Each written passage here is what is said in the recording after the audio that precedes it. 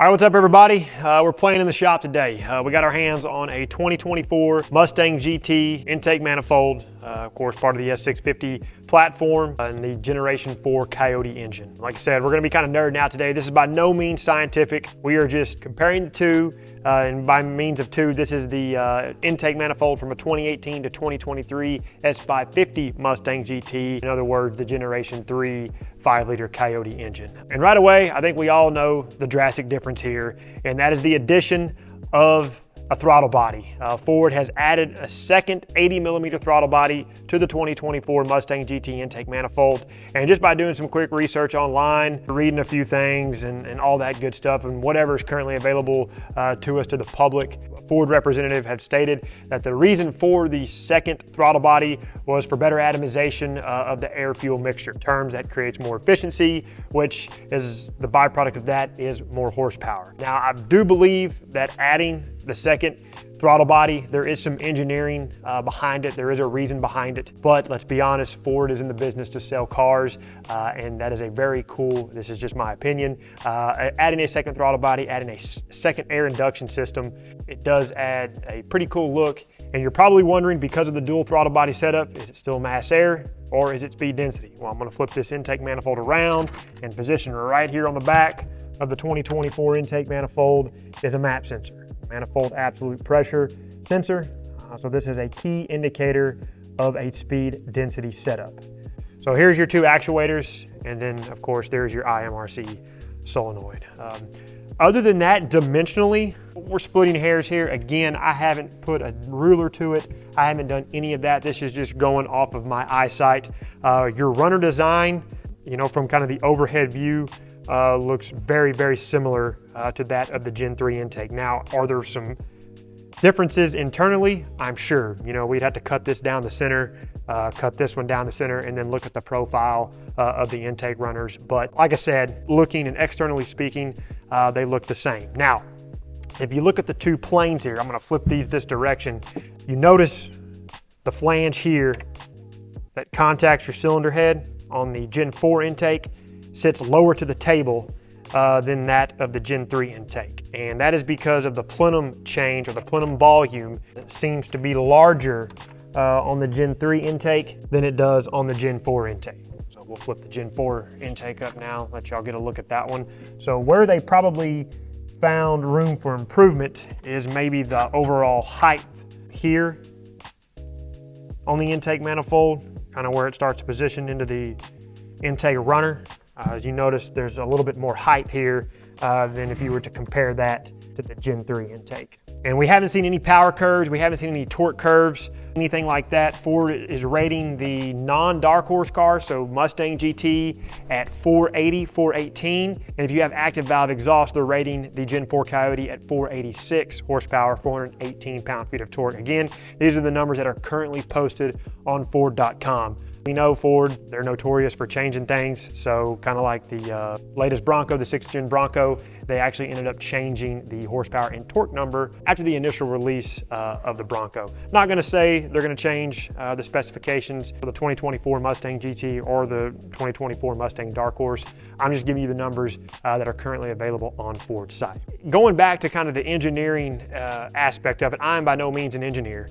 I have a basic understanding of how airflow works. An engine is an airbox, air in, air out in the most efficient way possible. Now, adding a second 80mm throttle body to basically double the amount of air volume that's going into the intake manifold, that's going into the engine, I guess double the air was needed. I don't know, I'm not an engineer. And as the cars are released, as we start to see some dyno numbers, all that good stuff, it all come to fruition, and we can kind of compare graphs from a stock 2024 Mustang GT to a stock 2018 to 2023 Mustang GT with the Gen 3 Coyote versus the Gen 4 Coyote. Like I said, dimensionally, externally, they're about the same. Bolt hole spacings are the same here that secure it to the cylinder head.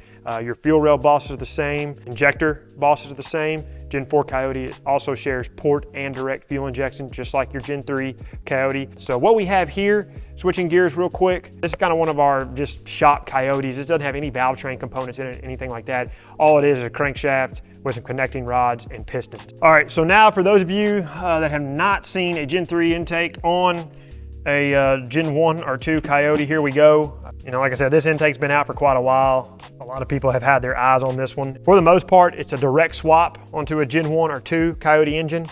You do have to either run the low profile water neck here on the engine block or run the low profile bolts. I can't remember everything. There's just so many intricacies when it comes to all this stuff, but it's either one or the two. But for the most part, this is a bolt-on upgrade for Gen 1, Gen 2 Coyotes, with the exception IMRC changes relative to the specific engine, specific year range of car that you're installing it into, and of course just some vacuum evap stuff as well.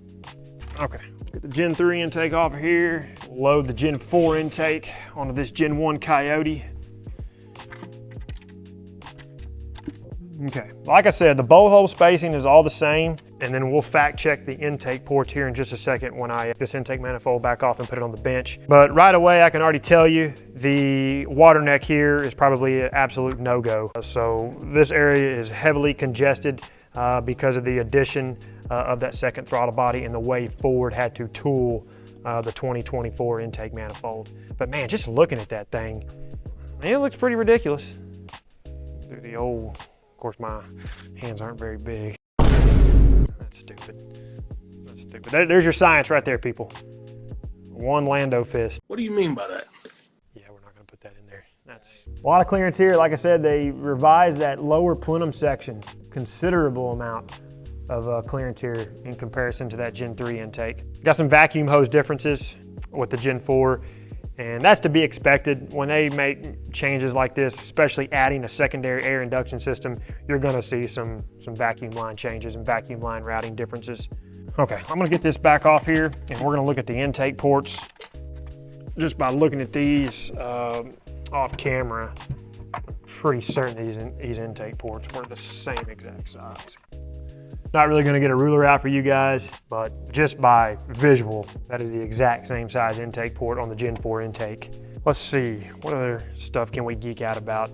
I think that's it. I mean, yes, you're gonna have the question of, well, can I put this on my Gen 1, 2, or 3 Coyote engine? You obviously saw it's going to sit on the engine without a problem. However, with Ford adding the secondary throttle body, the water neck area is heavily congested, so that is gonna pose the biggest problem. Everything else, I see working.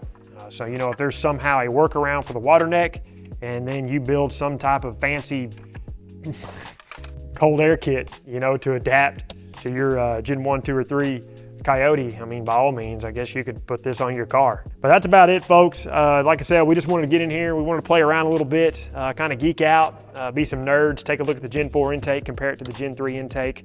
Yes, in a perfect world, we could have compared it to a Gen 2 and a Gen 1. Shoot, we could even compared it to a GT350 intake. But let's be honest, it was just easier for us to compare it to the outgoing Gen 3 Coyote intake. Let us know what you think down below in the comments. You excited about the 2024 Mustang? Do you think the dual throttle body is a cool design? Let us know what you think. And as always, folks, if you find value in what we do, go ahead and like the video, subscribe to our channel, and turn on notifications. That way you're notified every time we release something new. And then till we catch you in the next one, I guess we can say, for all things S650 Mustang, keep it right here with the real enthusiasts, LMR.com.